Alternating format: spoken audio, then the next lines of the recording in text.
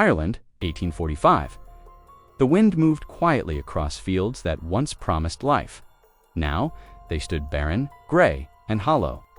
The rolling green hills, so long the pride of the Irish countryside, offered only silence and death.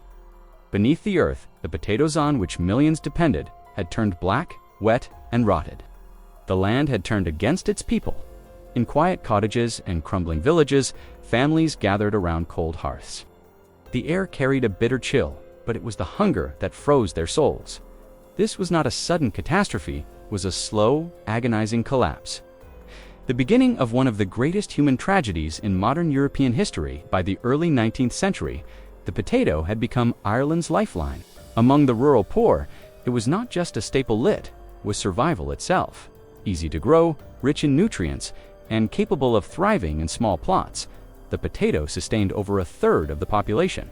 In many homes, it was all there was. 1 acre could feed a family.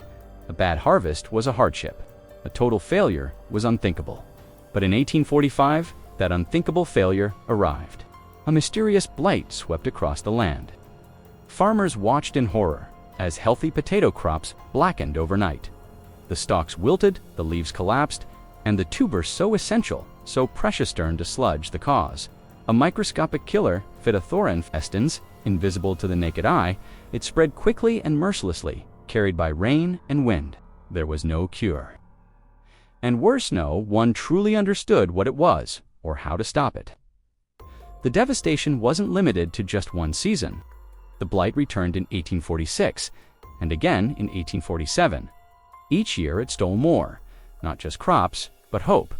People turned to the soil, digging with bare hands in search of untouched potatoes. They boiled what they could salvage. Some ate grass, weeds, or even the bark of trees. Families broke apart under the weight of starvation. Mothers watched their children grow thin, their eyes losing light. Fathers wandered roads begging for food, often never returning. The year 1847 became known as Black. 47, it was not just the darkest year of the famine, it was the darkest year in Ireland's modern memory. Hunger evolved into disease. Typhus, cholera, dysentery illnesses that thrived in filth and weakness spread like wildfire.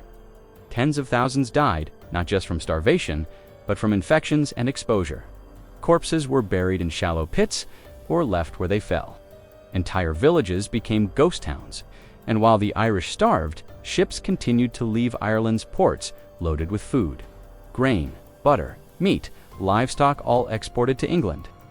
Ireland at the time was ruled under British law as part of the United Kingdom, and though some in Britain were sympathetic to the suffering, the official response was slow, inconsistent, and cold.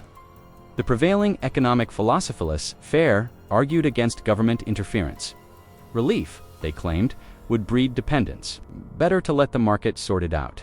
There were workhouses where the destitute could labor for scraps.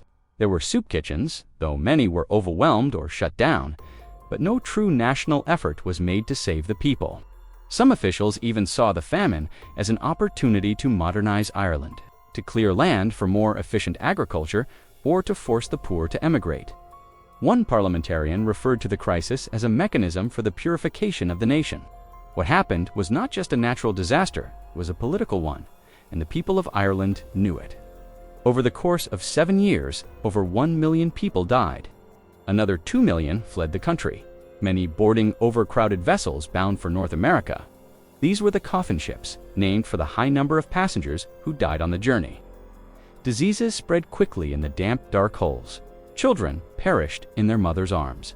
Others were tossed overboard before reaching land. Those who survived carried more than grief. They carried a story, a wound that would never truly heal. They settled in Boston, New York, Montreal, Sydney, planting Irish roots across the world. They brought their music, their Catholic faith, their resilience, and their memory. And that memory would shape generations. Entire Irish towns disappeared. Some counties lost half their populations. Ireland's population before the famine was over 8 million. Today, more than 170 years later, it still hasn't returned to that number. The psychological scars were just as deep. The famine broke trust between people and their government, between Ireland and Britain. It solidified a national consciousness built around survival, resistance, and remembrance. For many, the famine was not an accident of nature. It was the result of human failure. Some historians have called it genocide, others a crime of neglect. The debate continues. But one truth stands clear. It could have been prevented, or at least lessened, if there had been the will to act. Instead, the Irish were left to suffer and die while the world watched. And yet, from that tragedy came strength. The Irish did not vanish. They rebuilt. They resisted. They carried their stories to new lands and ensured they were never forgotten. Every song sung in Irish pubs, every story passed down by grandparents, every march on St. Patrick's Day is part of that legacy.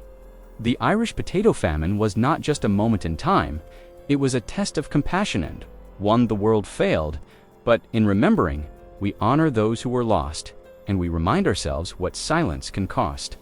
Because when food becomes scarce and politics replaces humanity, hunger becomes more than emptiness. It becomes a lesson written in the bones of the dead and carried by the living.